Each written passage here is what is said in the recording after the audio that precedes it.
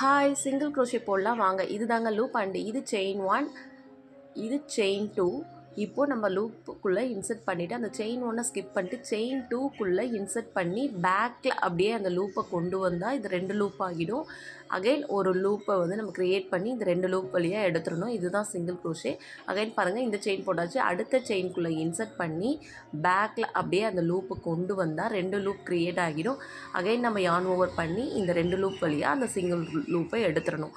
இப்படி தான் நம்ம கண்டினியூ பண்ண போகிறோம். நெக்ஸ்ட் பாருங்கள், இன்சர்ட் பண்ணி லூப்பை ஒன்று க்ரியேட் பண்ணி 2 லூப் ஆக்கி அகைன் அந்த 2 லூப் வழியாக சிங்கிள் லூப்பை நம்ம எடுத்து கொண்டு வரணும்.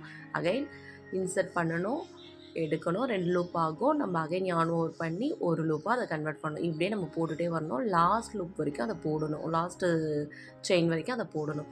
போட்டுகிட்டே வந்தோன்னா நமக்கு சிங்கிள் க்ரோஷே வந்துடும். இந்த மாதிரி நம்ம போட்டு போட்டு பழகினா ஒரு 2-3 தடவை நம்ம இதை போட்டோன்னா சிங்கிள் க்ரோஷே எப்படி போடுறது நமக்கு ஈஸியாக தெரியும். இந்த பாருங்கள், நான் லாஸ்ட் செயின்குள்ளே இன்சர்ட் பண்ணி போட்டுட்டேன்.